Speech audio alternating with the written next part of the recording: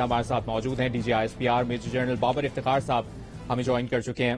بہت شکریہ آپ کے وقت کے لیے جنرل صاحب. کہیے گا گزشتہ دنوں پہلے لسبیلا میں ہیلی کاپٹر حادثے کا واقعہ ہوا, اس میں پاک فوج کے لیفٹیننٹ جنرل سرفراز علی سمیت 6 افسران کی شہادت ہوئی. اس المناک حادثے کے بعد آپ نے کہا تھا کہ اس حادثے سے متعلق مزید تفصیل شیئر کریں گے.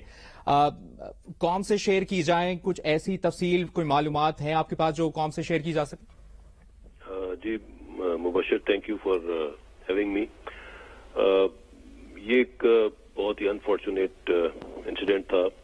1 اگست کو کمانڈر 12 کور لیفٹیننٹ جنرل سرفراز علی شہید, ان کے ساتھ میجر جنرل امجد اور بریگیڈیئر خالد جو کہ ان کے کمانڈر انجینئرز تھے 12 کور کے, ان سب کے ساتھ, اور آف کورس ہیلی کاپٹر کے 2 پائلٹس اور ایک کرو چیف, ان کے ساتھ جو فلڈ ریلیف کی جو ایفرٹ تھی اس کو سپروائز کر رہے تھے.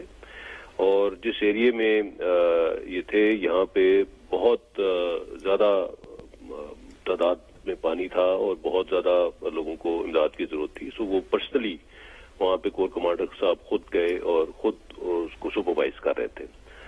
اسی دوران ایک انفورسین ویدر ڈیولپ ہوا, اور جب وہ اس کی تک اپنی پوری ریکانیسنس کر کے اور ایریا دیکھ کے اور سپرویژن کے بعد واپس جب جا رہے تھے اور ہب ڈیم کے پاس تھے, تو وہاں پہ ایک ماؤنٹینس ٹرین ہے, وہاں پہ اچانک ویدر ایسا انفورسین ڈیولپ ہوا جس کی وجہ سے یہ انفارچونیٹ انسیڈنٹ ہوا اور اس ماؤنٹینس ٹرین میں ہیلی کاپٹر کا کریش ہوا.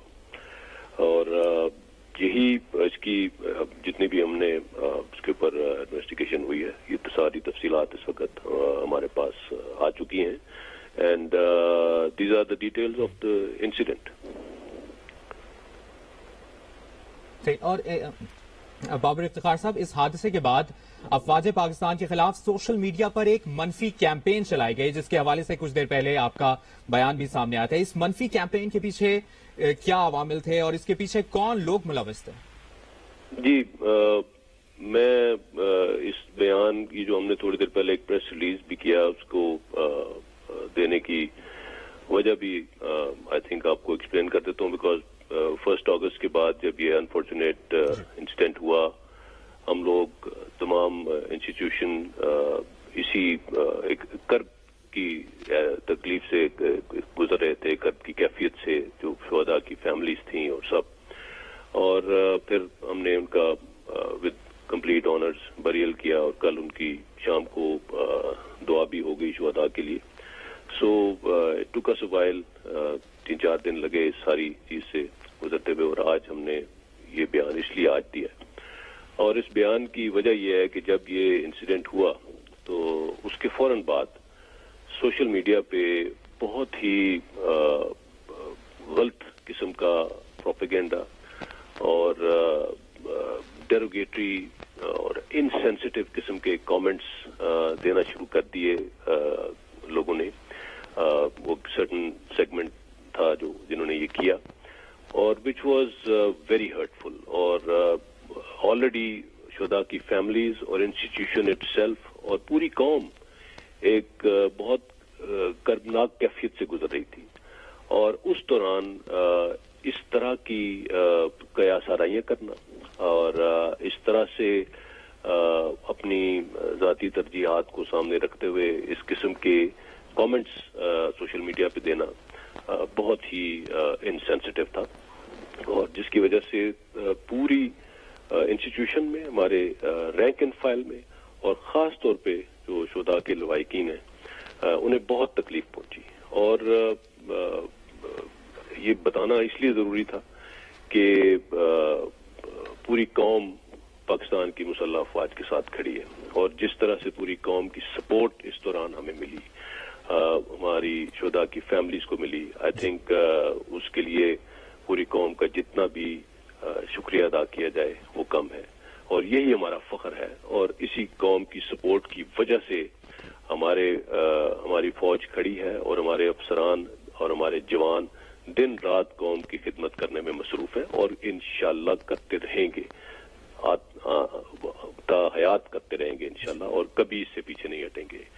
لیکن اس طرح کی چیزیں، اس طرح کے لوگ جو اس طرح کی بات چیت، اگر خاص طور پہ آج کل یہ ڈیجیٹل میڈیا کے اوپر، جو سوشل میڈیا کے اوپر جو یہ کام شروع ہو جاتا ہے، یہ نہیں ہونا چاہیے.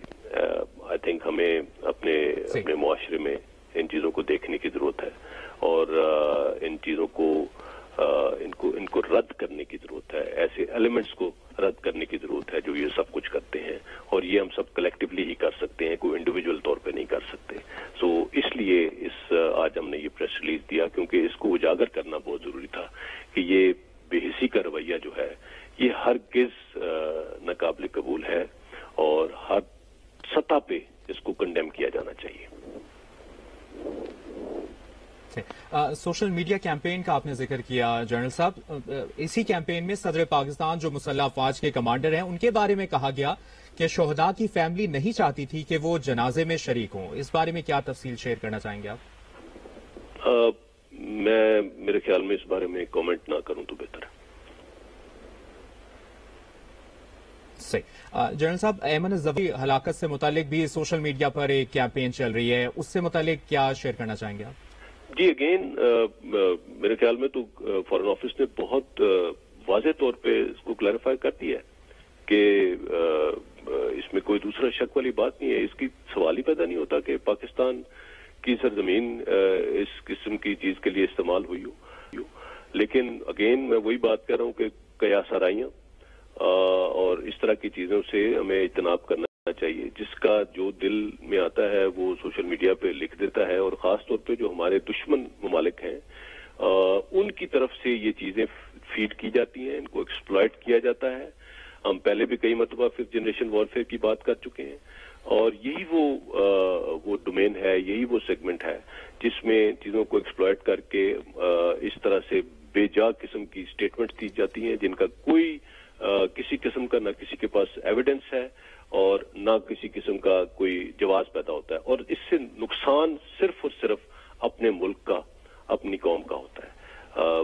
اس کے علاوہ مطلب اب اگر جس فارن آفس نے بڑے کلیئرلی یہ چیز بتا دی ہے، جن کا یہ کام ہے کہ جنہوں نے اس کے اوپر کلیریفیکیشن دینی تھی وہ دے دی ہے، تو اس کے بعد اب مزید اس کو بار بار اس کے اوپر بات کرنا اور اس کو بحث کا حصہ بنانے کی کوئی تک نہیں بنتی.